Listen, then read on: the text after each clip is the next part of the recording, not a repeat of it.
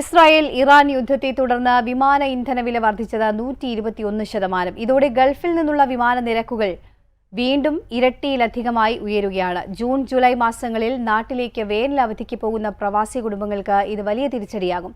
പലരും യാത്രകൾ റദ്ദാക്കേണ്ടി വരുമെന്ന ആശങ്കയിലാണ്. ദുബായ് ബ്യൂറോയുടെ റിപ്പോർട്ട്. മിഡിൽ ഈസ്റ്റിലെ വിമാന സർവീസുകൾ പൂർണ്ണ തോതിലേക്ക് മാറി വരുമ്പോഴും വിമാന നിരക്കുകൾ വർദ്ധിച്ചു വരികയാണ്. ഇസ്രായേൽ ഇറാൻ യുദ്ധത്തെ തുടർന്ന് വിമാന ഇന്ധന വിലയിൽ 121% ഇതുവരെ വർധന രേഖപ്പെടുത്തിയത്. ഇതോടെ വിമാനയാത്രകൾക്ക് വീണ്ടും ചെലവേറുകയാണ്. ബലിപെരുന്നാൾ അവധിക്കാലത്ത് ചെറിയ യാത്രകൾ പോയിരുന്നവർ പോലും ഇതുമൂലം യാത്രകൾ റദ്ദാക്കിയെന്ന് ട്രാവൽ ഏജൻസികൾ സ്ഥിരീകരിച്ചു. പലരും അതാത് രാജ്യങ്ങളിലെ ഹോട്ടൽ റിസോർട്ട് സ്റ്റേക്കേഷൻ ഓഫറുകളിൽ മാത്രമാക്കി അവധി യാത്രകൾ വെട്ടിച്ചുരുക്കിയെന്ന് ഈ കണക്കുകൾ വ്യക്തമാക്കുന്നു.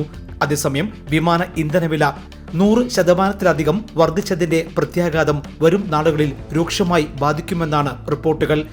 ജെറ്റ് ഇന്ധന വിലയിൽ 121.1% വർധനയും ക്രൂഡ് ഓയിൽ വിലയിൽ 77.7% വർധനയും ഉണ്ടായതായി ഇന്റർനാഷണൽ എയർ ട്രാൻസ്പോർട്ട് അസോസിയേഷൻ എന്ന അയാട്ട സ്ഥിരീകരിച്ചു. ഇതോടെ ജൂൺ ജൂലൈ മാസങ്ങളിൽ നാട്ടിലേക്ക് പോകുന്ന കുടുംബങ്ങൾക്ക് യാത്രകൾ റദ്ദാക്കേണ്ടി വരും.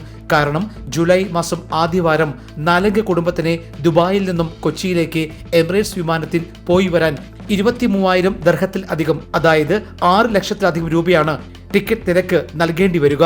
ഇന്ത്യയുടെ മറ്റു വിമാന കമ്പനികൾ പഴയ പ്രതാപത്തിലേക്ക് ഇനിയും സർവീസുകൾ ആരംഭിക്കാത്തതും യാത്രക്കാരെ അധിക നിരക്ക് കൊടുക്കാൻ നിർബന്ധിതരാക്കുന്നു. അതിനാൽ സാധാരണയുള്ള സീസൺ സമയത്തുള്ള ടിക്കറ്റ് കൊള്ളയ്ക്കൊപ്പം വിമാന ഇന്ധനവില കൂടി വർദ്ധിച്ചത് പ്രവാസികൾക്ക് കനത്ത തിരിച്ചടിയാകുകയാണ്. Jai Hind news, Dubai.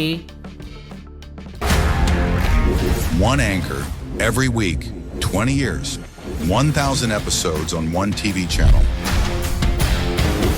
Middle East This Week, an Elvis Chumar TV show. Exclusively on Jai Hind TV. Stay tuned for the 1,000 countdown.